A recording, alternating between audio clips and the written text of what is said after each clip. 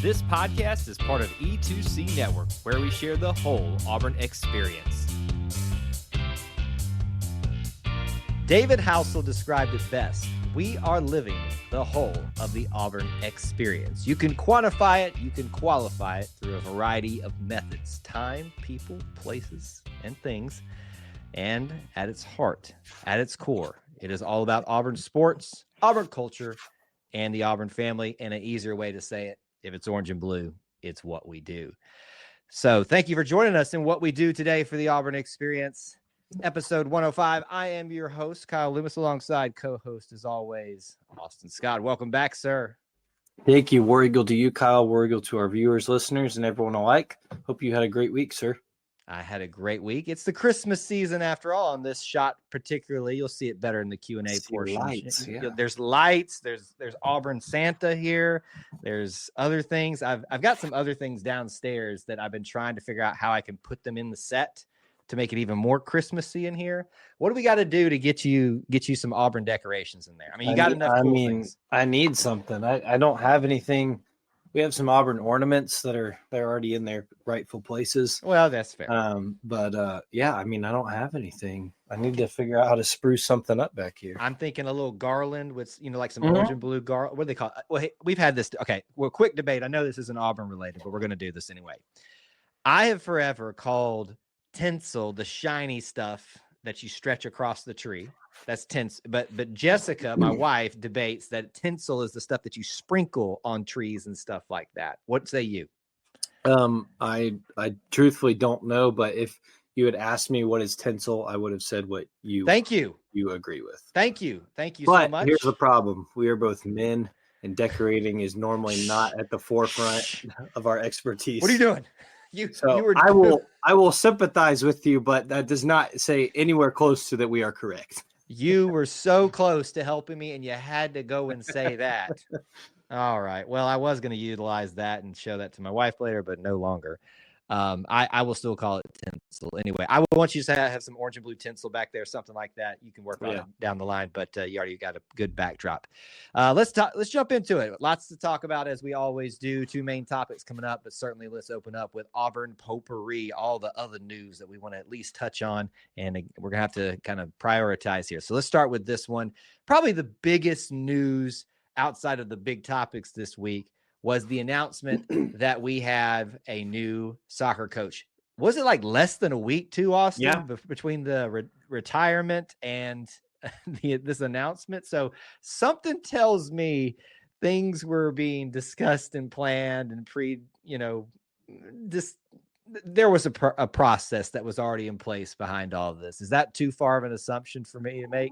No. Well, look, you don't want to be caught blindsided if you're John Cohen. And so I think he had some thoughts in place and some contingencies already going. And I'm sure he and Coach Hoppe were in communication before the rest of us were aware. But, and it doesn't hurt that it's a gentleman from Mississippi State where John Cohen has plenty of connections still. So yeah, really quick process, really quick turnaround, but for it to be quick, it sure looks like a good one. Yes, James Armstrong, former now, but was the current Mississippi State head coach, who previously was our assistant coach and was even elevated up to that title we've discussed a lot in a lot of sports, the associate head coach title, which is like the last title you can get before it's time for you to move on to become a head coach, which he did. So there's familiarity there. It's, from the coaching tree of Coach Karen Hoppe. In a time where we are losing that seniority leadership of Coach Karen Hoppe and what she's provided for this program and stability and success over so many years, this makes a lot of sense on that front. But it also makes sense, because you talked about it. Our AD came from Mississippi State. He hired him over there, bring him back on over here. And this isn't just one of those, I want to say nepotism. That's not necessarily nepotism, but this is one of those scenarios where this is a guy who's doing great things at Mississippi State too. So frankly, I was shocked with the quickness of it, but I was not shocked with this hire because it makes so much sense for Auburn. And I think we're setting ourselves up to not even miss a beat. I'm going to step out there and say we do not even miss a beat next year. Is that too big a bold prediction? I don't think so. I think it I've talked with a few people who are more connected with the Auburn soccer program than I am, and they seem to think this could be a hire that takes Auburn, like, certainly on continuing on the course they're on, but maybe even elevate it with some fresh ideas. Certainly, like you said, has had a lot of success at Mississippi State. I want to say is their winningest coach. And now we'll return to the Plains. So saw he already got a commit too. I think Yes. Grace Ivy, I believe it is. I do not know her position, but that was just another transfer from A&M. So SEC experience. So he's working already. He was at a celebrity letter today, I believe, at the Auburn basketball game. So they're here. They're glad to be back on the Plains, and we're happy to have them. Listen, the Auburn family always comes back together, and it's always great when it does. So happy to have Coach Armstrong here, and we're excited to talk about him in upcoming episodes. Yes. Next news story I've got for you today, and it's a little bit of a sad one, but this is silly season. This is transfer portal season in college football, even though, some people didn't pony up in cash and make the make the playoff or anything like that. We're here focused on the transfer portal. And obviously this news, as we talked about last week, you're going to get people transferring out. Hank Brown, after refuting initial reports last week that he was going to go into the transfer portal, has decided he will enter it when it opens tomorrow, I believe. We're doing this on a Sunday evening, but that is the report. And I think the confirmation from him. I guess 2 questions, Austin. Are you shocked with the decision ultimately, or are you shocked with like the reversal in a sense? People felt very confident last week in their own reporting about Hank entering. I don't know if maybe it just wasn't something he wanted out there quite yet. So I'm not really shocked by it happening or the reversal, just because I think we've been leading up to this. I do find it a little strange when we talk about the signing day press conference that Coach Freeze kind of talked about the quarterback room and talked about Hank being there, that this is happening. But maybe there's been conversations about what they're looking for next year in the portal, and Hank saying he wants his own thing. I don't know. We're not privy to that information. We won't be. But I definitely think there can be a spot for Hank somewhere. Oh, yeah. His maybe in state. His high school coach is up the road. So you said it, not me. We will see how that goes, but we certainly wish Hank the best. I think he showed some bright moments here, and I'm sure he'll do good things at the next step. But that opens a room, like you said. The transfer portal opens tomorrow officially. That does not mean conversations haven't already been happening. Mm-hmm. Don't misconstrue that at all. Right. But it opens tomorrow, and you called it silly season. It only gets sillier from here, folks. Oh boy, does it. Yeah. Obviously now with 3 spots vacated, one being filled by Deuce Knight coming in, who we'll talk about in a little bit, that if you're going to have 4 roster spots for quarterbacks, that's 2 potential transfer quarterbacks. I'm not saying that's going to happen, but I do think that you could make that logical progression and not be anything. One last thing. Sorry, this is just a personal thing. Are you saying when people, the reports came out that Hank was going to, going to transfer, and ended up not being true at the time, but then ended up being, the story kind of changed a little bit. Are you saying people can get things wrong, but it was initially true to begin with? Is that what you're saying? I think that is a possibility there. Yeah, I think that it's happened before, doesn't it? Seems like something like that happened before, and it went a different way. Anyway, I'm gonna leave it at that. That's pretty similar. That's a deep cut for E2C Network people. Different standards, I guess, for people and things like that. Anyway, we'll leave it at that. Let's jump into this little bit of news. This is some basketball announcer news. I do want to mention this. We have mentioned this a little bit previously, but today at the game with Richmond was the honoring of Coach Sonny Smith, who is obviously a legendary coach for Auburn basketball, has been a longtime partner, friend, and just the best analyst alongside Andy Burcham for basketball, just for his ranting and ravings over refs and things like that. We've already announced that he announced his retirement from that officially, but he was honored today. So great, obviously a great win, which we'll talk about later, but to be able to celebrate Sonny, that's a great thing. And it's just hitting me now, Austin, that this is official. No more funny Sonny ever. He's retired. He gets to enjoy life now. Not have to worry about working. He can just be a basketball fan now.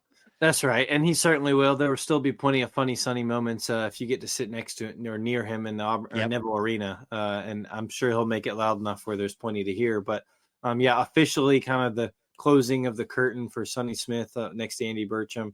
Like you said, we knew it was coming. It was discussed, back at the beginning of the year, but a sad, bittersweet moment for him and his family. But I'm glad he'll still be around.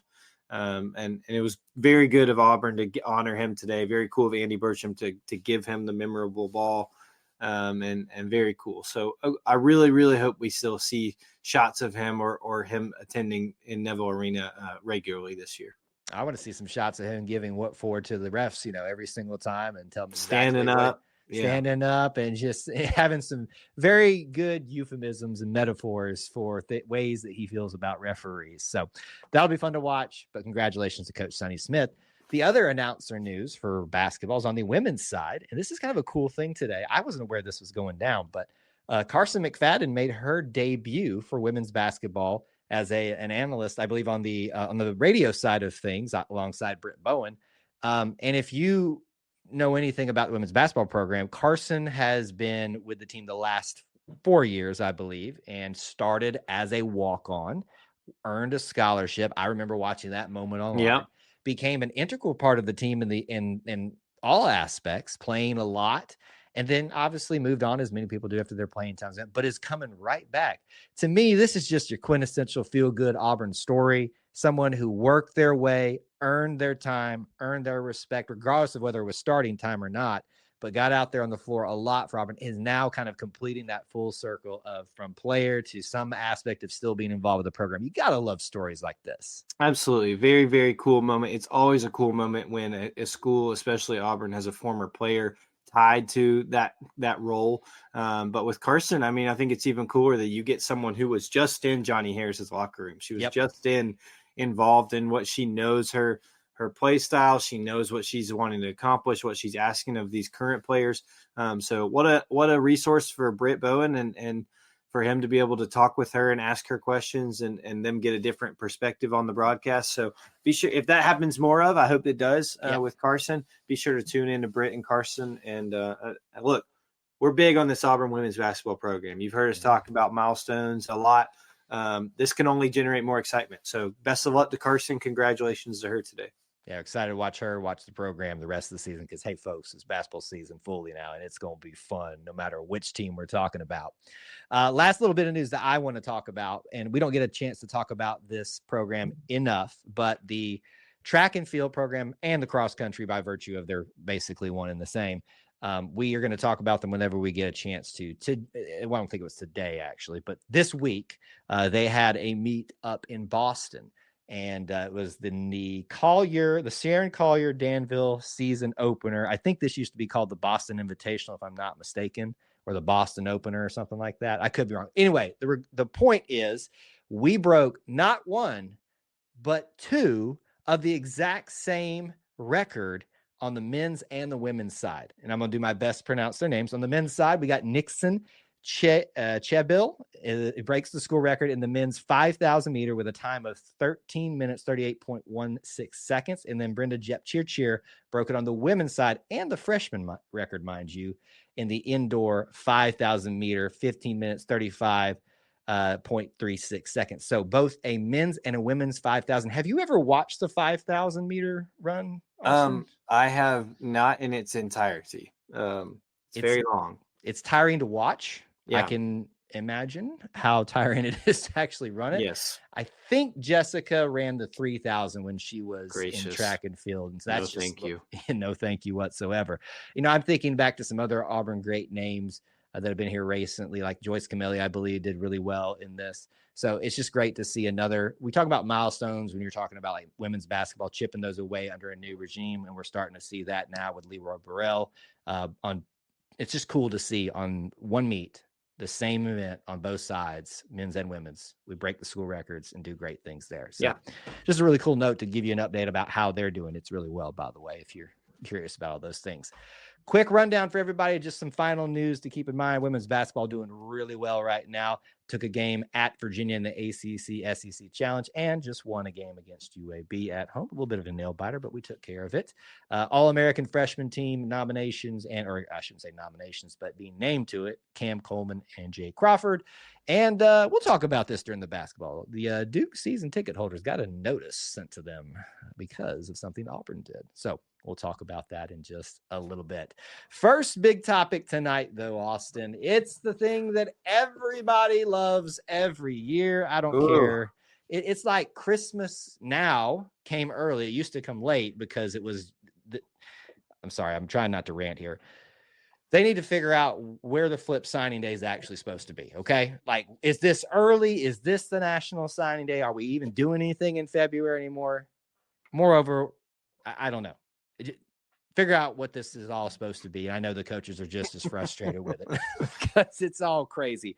But basically, this past week, this Wednesday was treated as National Signing Day for college football. And boy, was it successful. Just to give you a quick highlight, another top 10 class across all the major rating systems for Coach Hugh Freeze. If you need any reason to make you feel confident in where we're heading as a program under Hugh Freeze, you look right here. And I will again say it. It's not just about the rankings and the stars, because it doesn't matter what you come in with. It matters what you leave with. But what is being shown is that you're getting these high speculative prospects in, getting them on the field, and they're showing out early and often. So that's the big takeaway that you should be having. I'll give you the full list, but Austin, I would like some opening thoughts from you on your impressions about the success, failure, or just the overall impressions of signing day for Auburn in this 2025 class. Well, I'm glad you put it like that, because I think it's important for people to recognize that this signing class was a success. It was not a failure. A top 10 class is a success. Now, could it have been better? Were there possibilities that would have made it top 5, top 2, top overall class? Absolutely. There's always those possibilities. And those are not guarantees. That look, we are dealing with 17 to 18-year-old children. These are not guarantees no matter what happens until they are on campus, let's be honest.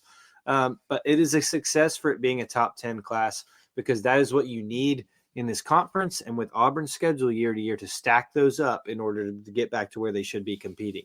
That is not my diagnosis. That is straight from the head coach's mouth, and others around the conference who understand that have been doing that for longer. We see where they're at. We would like Auburn to get there.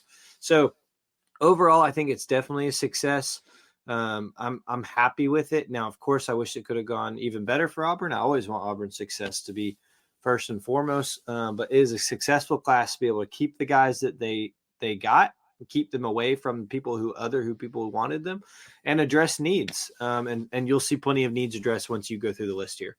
Oh, absolutely. We got a long list to go through here, but let's do that. I'll start talking about those guys for you. And I love that you reiterated that point, that I think some people get focused on what you didn't get and lose focus of what you did get here. And this is a top 10 class, folks. So you should be very, very happy, very proud with what was accomplished by this team, the staff. And here we go. Let's roll through them right now. I'm going to read them actually as they happen. I loved how Auburn put them out this year, the time with which they came out. So just sit tight for a second as we work through 25 different signees in this class. Punter, John Allen McGuire. Offensive line, Tay Buster. Tight end, Hollis Davidson. Cale Ellis, offensive line. Jacoby Ward, offensive line. Ryan Gea, tight end. Jared Smith, defensive line. Elijah Melendez, by the way, that man's a behemoth of a human being if you've ever looked at him. Remember when we put that picture up awkwardly during the show? It was very awkward. We made a friend of ours feel very awkward too. Elijah Melendez, linebacker. We've got, this just threw me off. He's listed as New Boy Fagans in this, but Anquan Fagans, safety. Eric Winters, safety. Malik Autry, defensive line. Deuce Knight, quarterback. Antonio Coleman, defensive line. Duke or Eric Smith, wide receiver. Alvin Henderson, running back. Derek Smith, his brother, wide receiver. Broderick Scholl, offensive line. Jordan Crawford, defensive line. We're almost done, folks. JJ Falk or Jacaleb Falk, linebacker. Sam Turner, wide receiver. Blake Woodby, cornerback. Bryce Dees, linebacker, Darian Smith, defensive line, Donovan Starr, cornerback, and Devin Williams, cornerback. Whew, we made it through, folks. Okay. We talked about how we would discuss this. We're not going to have time to get into every single one. We're going to try to do kind of like a top 5 of sorts. So however that means to you, Austin, whether it's your favorite ones, the favorite role fills, just give me the first one that you want to talk about, whether it is the 5 or however you want to phrase it. It's your top 5 list from this class that you want to discuss. You have the floor. Yeah, I mean, I think, are you good if we just trade 1 for 1 here? Let's do 1 for 1. Let's do it. I love it. I'm going to take the easy one, but because it just makes too much sense. So sorry. You would. I'm going to take Deuce Knight. I mean, I think that, we heard all up until the last month of the year, there was talk on, is he going to Ole Miss? Is he going to visit someone else? Is Alabama getting involved? All these things.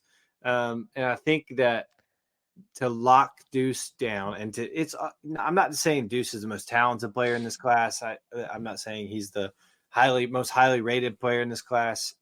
All those things could be true, but there's the quarterback of your class tends to be the centerpiece, right? Right. And I think that everyone wants to know. It's helpful for guys who you're trying to also have joined the class, and also guys who are in the class to be able to sell other people on who the quarterback is. So to have him, to lock him in, and for it to be kind of the talented quarterback that Auburn fans have been hoping to get out of the high school ranks, and maybe we see him down the line in a couple of years, prove that on the field as well. That has to be important.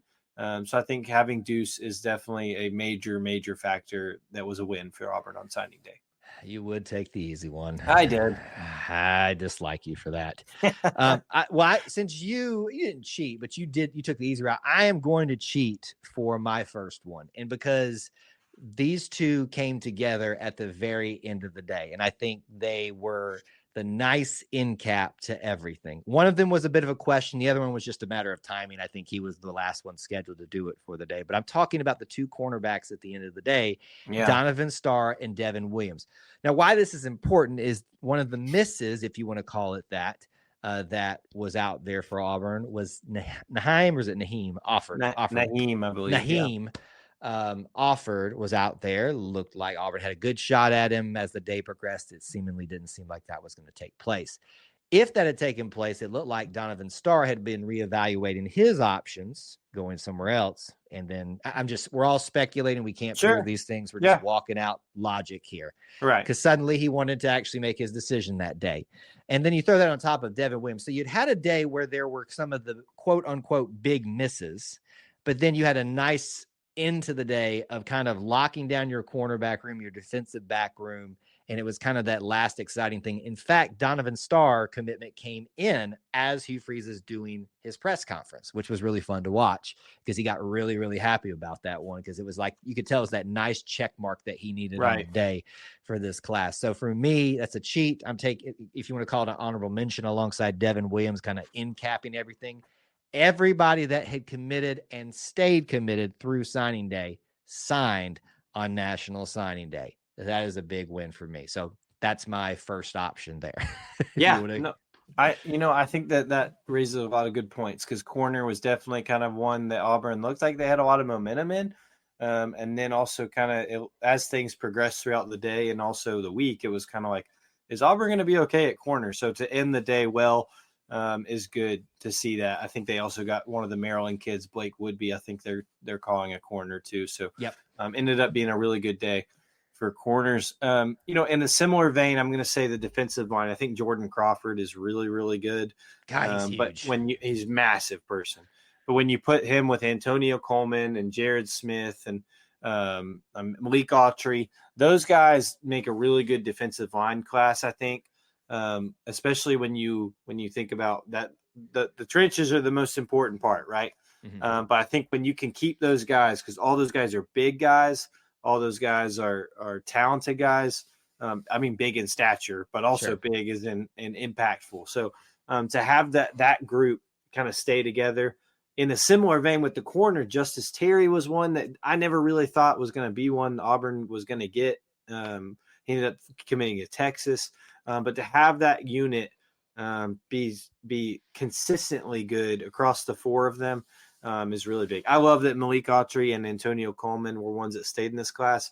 Both guys who either were committed a long time or had a lot of drama. But at the end of the day, the last few months, it's been all Auburn. So just really love that those guys are in the boat. I think the staff's really excited about those two. So you named a lot in there. So was Jordan Crawford your one, or did you do the cheat again of picking? I probably cheated, but I'll pick Jordan Crawford. Jordan Crawford. You did kind of cheat there a little bit worse than I did. But I'll let you slide since I started the cheat. We're going to name all these guys by the end of We're just going to name them all. I'll go here. I'm going to go here because I am not a big person about the recruiting anymore, the recruiting process. When they're committed, when they're signed, that's when I focus in on them because that's the only thing that truly matters, to be honest with you. But I love talking about regional stories or where these guys come from. I don't know if you know where I'm heading with this, but we always talk about Auburn. And one of the big stories is Auburn dominating in the state this cycle. Yes. And they did a great job at that. Georgia, Florida being those other two primary ones, and then the rest of your neighboring Southeast. Auburn goes out to Oklahoma and snags them an offensive tackle in Broderick Scholl out there. So not only is it fulfilling a position that is always of need and is still a constant soreness for Auburn fans at times and the Auburn team, just not having that unit cohesively be consistent. But going out to Oklahoma and snagging someone from the clutches out there, which technically I guess is SEC country now with Oklahoma. It is now. That's a big thing to me because I love talking about that. Auburn needs to extend its arm. If I can cheat a little bit here and talk about that Maryland pipeline that's been created, same kind of thought process there. But to me, a position of need, a region that we don't go to a whole lot, maybe more so now that pipeline has begun with someone out there having access to it. That's a big story for me. So Broderick Scholl is my number 2, I guess, if you want to put it in the list. So who was my Donovan Starr officially your number 1, or was it? I cheated and it said Donovan Starr and Devin Williams together because they kind of cap-ended everything at this almost the bang together. But Donovan Starr, if you want me to. So you have 2. Yes. Okay. I have 2 officially. I have like 7 unofficially. Oh Lord. I'm going to say my third one is going to be Anquan / New Boy. Didn't know that was his nickname. I'd heard it before. Would love to hear Rick Smith say New Boy Fagans next year in Jordan Stadium. New Boy Fagans. I guess they announced their own now, but when he makes a pick 6, then Rick Smith can.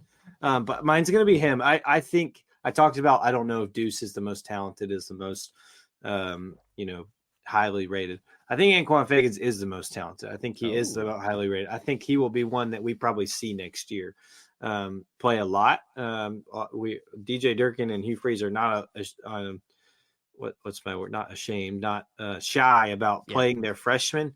And I think you will see Anquan Fagans play at Auburn. I think he's just got the skills. I think he's got the look of what DJ Durkin likes in his safety. Same with Eric Winters, but I'm sticking with Fagans. And I think that he is the one that will have the most impact the earliest, if that makes sense. No, I like that pick there. He's one that they all felt like big moments at certain points in the recruiting process and the recruiting story of this class. But I think his was kind of that one when he committed that started that big swing for Auburn. It's like, okay, they're going to do this again. Like at least have a really strong case for the top 10. At that time, they started pushing into the top 5 and stuff like that. And we're very close to that if some different things had worked out in different ways. But Anquan is certainly one that should earn a lot of respect and turn a lot of heads. I'm going to go a different route for my third one here. And it is a position of need thing. And it's the very first one of the day. John Allen McGuire, punter. Listen, I'm a kicker by trade. Got to value these things. Everybody dismisses them. Everybody dismisses the kicker and the punter. If you don't have these things right, as we learned this year, then you're going to suffer. So with the very sad departure of the wonderful wonder from down under, I'm so happy that we found somebody, in a local kid coming out of that pipeline up there at Thompson. Is it Thompson or is it? That's correct. Yeah, Thompson. I had him right. It was like 3 or 4 of them that came from Thompson. Snagging him with a few of his teammates is great. But you got to lock down the punter position every 3 or 4 years, and we're working through that on the kicker side of things. But hey, listen, if the health situation still continues with McPherson, if there are still issues with the other two. Maybe we can try him there too. I don't know. I'm just happy to see us, lock down someone as we have the next one move off into the sunset. But gonna miss the wonder from down under. Yeah, we are, and I believe I saw. I do not know his name off the top of my head, but our backup punter also decided to test the portal water. So yes, John Allen McGuire, he might be called upon very, very early. Be ready. We're gonna need you. We'll need him. So I think my fourth one is going to be Hollis Davidson III. Okay. Hollis we probably talked about it on an episode, but one of those guys, same with Antonio Coleman, one of those guys who decommitted and then committed back to Auburn. And then you really didn't hear about anything else after that second time committing. I think that's big. That was pursued a lot by other SEC programs. But once he got back in the boat, he stuck with his commitment. So I love to see tight ends in the boat just because they can do a lot of different things. And I think that he is a very talented one. And I always love to see guys reaffirm their commitment and love for Auburn. It just goes to show they know they made the right choice. So we're really looking forward to seeing him in an Auburn Tiger uniform. And it's a big group of need because you're losing a lot from there. Thankfully, Brandon Frazier did announce that he's coming back, so that'll provide some leadership in that room. And then hopefully you go find maybe some extra leadership help in that position too in the transfer portal. But you got to start building up for the future. And you've got him and also Ryan, who came in this class. They're going to be really instrumental in getting the tight end room going again from the younger ranks. That's a good pick as well. Number 4 for me, I'm going to go with the family route. There's a lot of family route in here. Which one do you think I'm going to do? There's 2 options for family routes here. The family route? Yeah. 2 Smiths and then now there's a second Falk. Jacaleb Falk is coming in at linebacker. I am a sucker for these type of things when we bring family members either at the same time, different classes. I hate, for instance, that Marcus Herrick and Malik Blockton didn't get to play together for a season. Sure. That would have been great because I love those type of things. So I am a sucker for this. Jacaleb was one of the first ones, like 2 or 3 in the class to commit. So he stayed with the class, with the program. His brother's here just turning it up, Keldrick Falk. And so I'm excited about seeing them 2 out there on the field together at the linebacker position too. That is also going to be, there's a recurring story here, Austin. We got a lot of units that need to be replenished. Yep. JJ may have an opportunity to do that very, very quick. So that I'm going to be a sucker, a sap. The family route is my number 4 pick there. I think that's a good one too. And we talk about silly season in the portal. Don't think there's not people trying to get in Keldrick Falk's ear. So to know that his little brother's coming, I think he loves Auburn. He likes being at Auburn, but that can only help even more. Certainly. Yep. Of his brother being here, staying close home. So I think my last one, I thought about going the twin route, but I'm not going to do it. That would have been just too easy for me. I'm going, it's semi easy again, but I think Alvin Henderson is going to be an incredible running back at Auburn University. Yeah. Look, that's not stepping out too far because most running backs that come to Auburn University end up being incredible running backs. But just a really talented kid, a really big kid in terms of size, but also the record books he set in the Alabama high school ranks.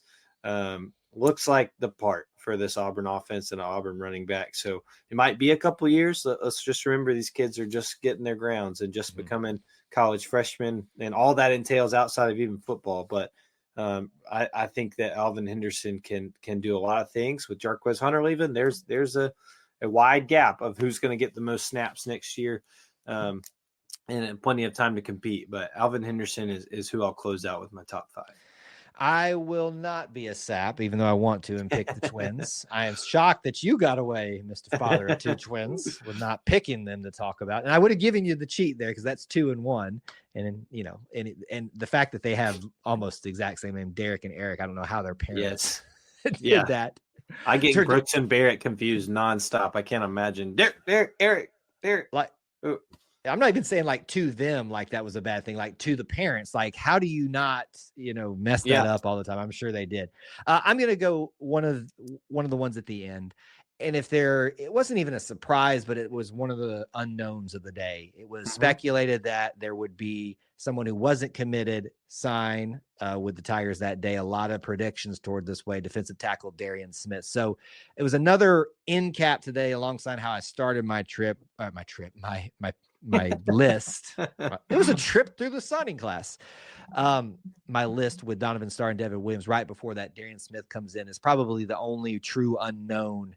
What would happen with that, and was more of a sure thing for Auburn, at least speculation wise. So there was a nice in-cap defensive line. Certainly has a lot of young talent showing out, but you got to continue these pipelines through the offensive and defensive lines need to keep being replenished for nothing else than depth. So it was nice to have that nice surprise to go along with some of the pieces you already mentioned, Malik Autry and many others. So that was an exciting way to end the day. So that will be my fifth and final one. That's a good one. I think with that one, a lot of people will say, oh, well, it's just a 3-star flip from Tennessee. And I really hate that because one, you people don't even know who's handing out these stars. Right. So stop. But also second, it's a position of need, like you said. But it's also let's not forget who's at Tennessee is one Rodney Garner, and if he wanted him initially, then look, there's something there. So let's not forget that. Yep, these conversations are always so much more nuanced, and if your only discussion point is how many stars someone has, like this, when I get a comment that says how many stars with these, I immediately just ignore it because that just shows me where your mindset is right there. It doesn't matter. And I'm not disregarding the people who put in the work and this is their job to evaluate, but they're human as much as Kyle and I are. They're going to mess up. They're going to, and look, a 3-star for the grand scheme of things, they might be a 5-star for exactly what DJ Durkin wants on his defensive line. We have no idea what the exact skill set that these guys are going to work in certain places. So while I think that there's merit to some guys being more talented than others, and if you have more of those guys, then you see good results. I think that's a valid assumption to get there. Yeah. But let's also just remember that different guys are different people. Yeah. And listen, if you're going to dumb down someone's value based on stars, it's dumb. It's dumb. It's dumb. Just don't do it. What I will say this 9,000 more times. It doesn't matter how many stars you come in with. It matters how many you leave with. End. Over with. Said and done. 2025 class. We're not done talking about them, but that'll be our introduction to them. We're looking forward to see their futures as Auburn Tigers. Our last major topic tonight, we're going to do a full week update for you for Auburn basketball. It's been a minute since we've been able to spend lengthy time talking about them, and boy, what a week to do so. The Maui Invitational, we did get to talk about that in quite detail, but that was just like a bunch of things happening all at once. But this is a full week here. Auburn had 2 games, one on the road and one at home. We're thankfully today, as we're recording on the Sunday, celebrating a big win over a Richmond program, which should not be dismissed in any way, nearly hitting the century mark. We had 98-54, but obviously the biggest news story of the basketball week was that first ever trip to the legendary Cameron Indoor, where your Tigers do lose by the score of 84-78. But my goodness, even with one of their, when I say poorest, I don't mean that as a shot, but their poorest games of the season. They played much better games. Still, we're in a position to win in Cameron Indoor. That cannot be stated too much. So let's start there. The week begins. You're coming off the high of the Maui Invitational, just shellacking that Auburn put on everybody after they got past Iowa State, who looks pretty good still, by the way.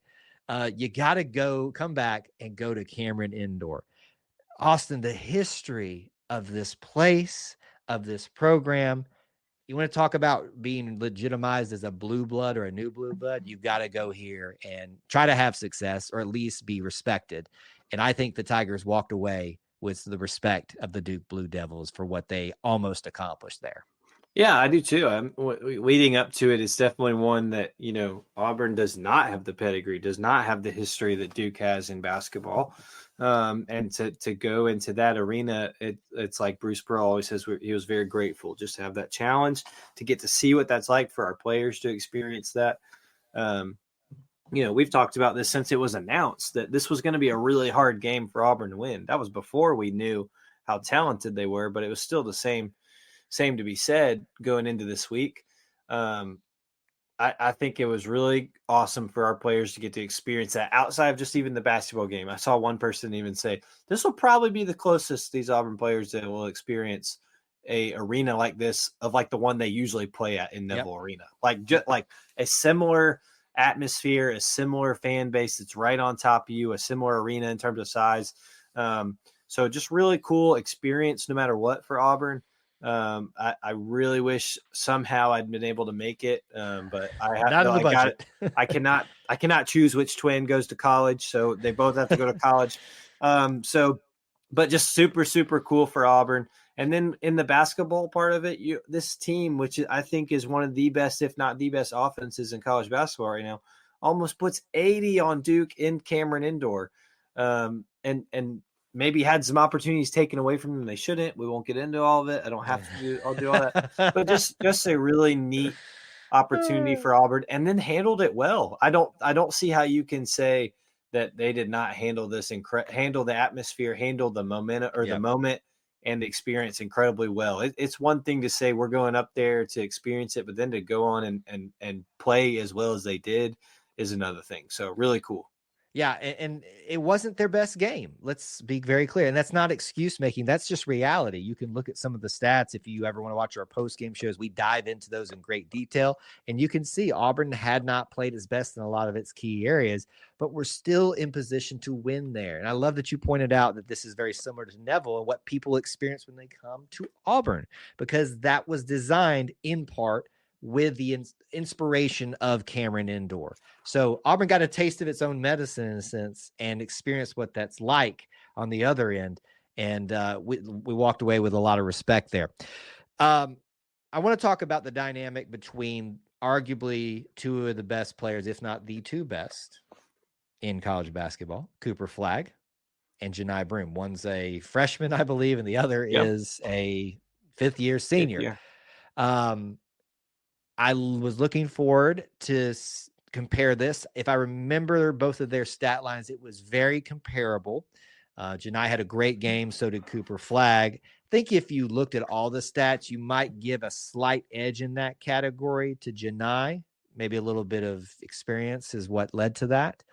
I personally felt like it was an even match, and they didn't play each other, two different positions and stuff like that. But if you're going to talk about questions of player of the year at this current juncture of a very early season, I think I walked away not thinking one was really higher than the other. Did you have any similar or different views of that? I thought Cooper Flagg, you definitely know about him when you're going to play Duke. I think most since he committed to Duke have said he's going number one in the draft. Yeah. But I mean that is every freshman is. I mean there's a freshman every year that is going to be the number one pick before they even started college now. That's just him this year. So I think that when you go into this game, they knew that would be the case. He was certainly going to get his, right? And he did. I thought he made some incredible plays. I was very impressed with him.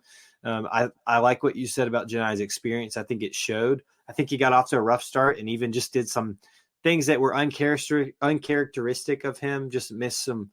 His touch was a little bit off. You could chalk that up to a million things, whether it's a new arena or just the night. So I think that stat line definitely could have been better.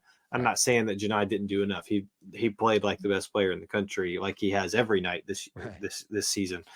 But I thought they held their own. I think I'm not going to be this person that rags on the refs. I'm really not going to be. I wasn't. This you're going to be. Just let it go. Just do it. I think that because of Cooper Flagg's notoriety, he got the calls that you are going to think he's going to get with people knowing him. I don't think Janai Broome gets those calls. And then, of course, we're in Cameron Indoor, too. If we play this game in Neville Arena tomorrow, which would be freaking awesome, Janai Broome's probably getting some calls that are a little ticky-tack. So I think that helped Flagg. I really do. I think it helped Duke. But at the end of the day, that's two, like you said, two of the best players, if not the best players in college basketball. What a treat to get to see them go against each other. We've said this already a couple times this season. Auburn has played March Madness type of competition and games. They've done that Yes. several times now. Iowa State, Duke are perfect examples of that. So it was a great way. The final thing about this Duke game, and I just love this. This is the Come on. The best part. This is when you know you are a legitimate conversation piece in college basketball. When the Duke, I guess, athletic office, this is the athletic director, had to send out a notice to season ticket holders, essentially, and correct me if I'm wrong, Austin, saying, hey, y'all sold way too many of your tickets to these Auburn fans, and they showed up and showed out, and it put us in peril. So am I leaving anything out of the story? Is that essentially the essence of it? No, he basically, we're not going to read it verbatim, but he basically sent out an email to season ticket holders saying, that's unacceptable. And that is not how we do our Duke basketball home games. Yep. Said there were way too many Auburn fans, and just, I mean, you can't tell me that enough. That's just feed something it to me. Just feed it to me. To me so much. That is not something I guarantee you Duke fans are having to get many emails of. I was with my dad the night of the game, and he has a group text from a bunch of friends in college. And they were sent, a couple of them were there and were sending texts and saying, it's a pretty good atmosphere. This is legit, all this stuff. And I said, ask them what, like, a percentage, like, what's the percentage of Auburn fans? And one of them sent back probably 15%. Maybe that's a little conservative. Man, though, when they got out to 13-2, you could hear it. And I can only imagine. I wish we had when Auburn football does the picture at midfield, and it's like you can zoom in and find yourself. Yeah. I wish we had that of the exact moment when it was 13-2, but I could find the Duke athletic director, and the Auburn crowd is roaring. I bet he's just sitting there like, he's what fuming, is happening? Man. You've got to be kidding me. This is an embarrassment because he's typing up the email right then. Right. Well, it's an embarrassment because if you're going to grandstand as a blue blood and say Auburn doesn't belong in the conversation, then prove it. You did it on the court by beating us in your home court. That credit to you there.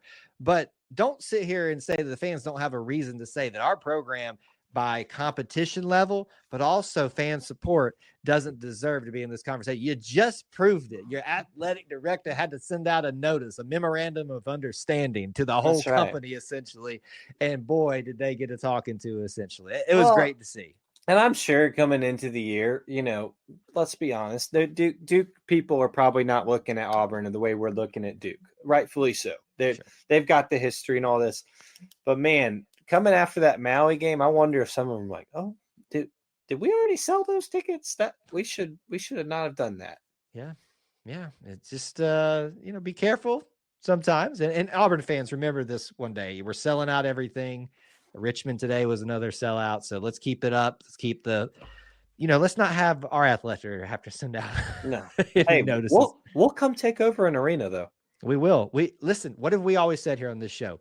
If you put Auburn somewhere, Auburn people will show up. I don't care if we're talking about Cameron Indoor, we're talking about a bowl game, we're talking about a semi-pro basketball thing, and people are going to go crazy for it because you put Auburn on and you put Auburn people together. Bring Auburn and you will make some money. That's the point we're trying to make here.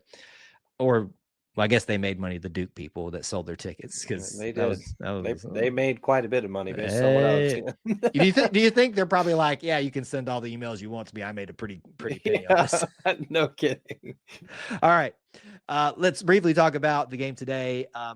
What I think is just as important as big wins like we had in Maui, also super important how you respond after losses. And you think about the emotional ride from winning Maui, close loss to Duke, nearly pulling off the upset. You're coming home, yes, against an opponent you should win against, but you could anticipate a possible emotional letdown, even being in the Nev. Today, Auburn dominates Richmond by 40+ points and does it in fine. Janai doesn't even have to hardly do a thing all day. I mean, he gets double figures in points, but it's a pedestrian day for him by Janai's standards. But everybody else shows out. That was the big thing today on the show, the post-game show, Austin, is I always ask the question, who's your player of the game? And we really couldn't come up with anything because there were so many opportunities to make that case for CBM, for Ja'Kai Howard at times. Talk about him in a second. Several others that you could have talked. It was just a great response by the team, I thought, against Richmond when they had every opportunity just to kind of, it's Richmond. We're going to win. Yeah, no, I think you're exactly right. I didn't get to watch a lot of the game with it just being falling inside in church area and things like that. But it felt like that. It felt like as I was kind of recapping and reading, it was like everybody kind of did something. And I look up and there's still 98 points. It's like everybody did a good bit of things. So just I think that has been the trend of this Auburn basketball team all year. It's like it's going to be somebody, but we can't tell you who. Like Janai is going to be Janai, and the National Player of the Year is going to be him. But everybody else is going to contribute, and some might do it more than others. Some might decide to pass the ball a little bit better this game. Some might decide to score it. But this team is balanced. This team is unselfish, and they're playing like an elite team. You got to have a lot of that to be a great team. Yep. And if you don't believe that they're unselfish, you need to start monitoring their assist numbers, because that's there's a big differential between Auburn and the teams that they're playing almost every single night, and it shows. It's what's kept them in some of the games that they've had some trouble in. The storyline for me for this game is Ja'Kai Howard. He's already played in a game previous since the incident on the plane. Yeah, let's just go ahead and start that back up again. But this was his first big game back in getting significant and early minutes.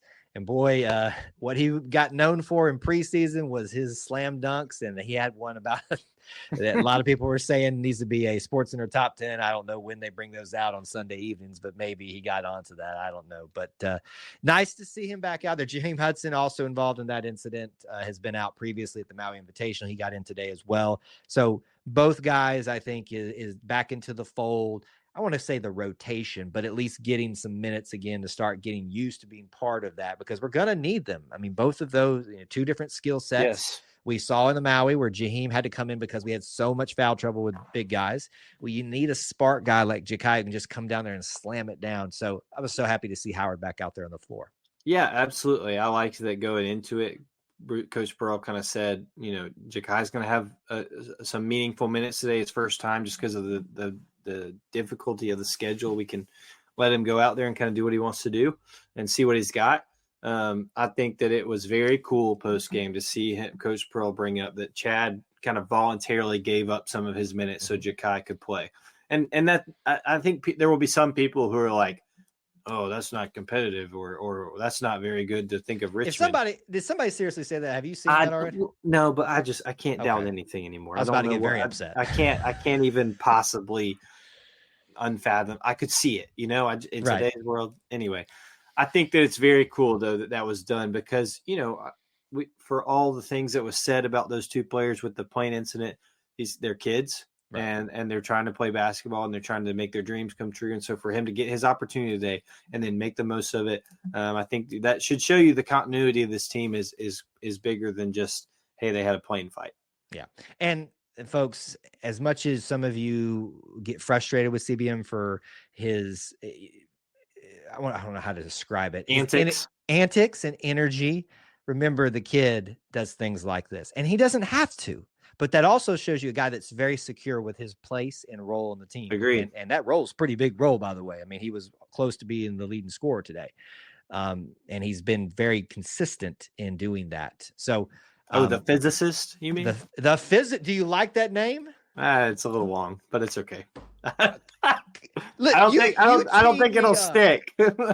You teed me up like you liked that name, and here I thought I finally had a nickname. I thought it was unique. I thought it was original. I don't think it'll stick, but I'm willing to try it. The physicist. Come on, folks. Let's get this going for Ja'Kai Howard, because he just defies physics with some of these dunks that he did. Or I'm sorry, not Ja'Kai. I thought it was CBM. CBM is going to be the physicist, I think. And I think he would agree with that, because, we all want to sound super smart. And when you have physicists to your name, it makes, I don't know. Kyle, you guys tell me. Going into today, I was going to complain about how this was on a Sunday and it's weird and but then I thought about, you probably loved that we had a doubleheader of men's and women's basketball, and that people could have the day to experience both. And like you've always tried to say, we should have all these other moments where all these sports get their own kind of whole day. So you must not want to. Did you enjoy it? You must not want to end this episode because you had to bring that up. Yes, I enjoyed the heck out of this. I'm glad. I'm glad. Now, I will again. I think it's better served to have the women leading into the men. And I think you could flip-flop that. Too. Yeah. But debate for another day.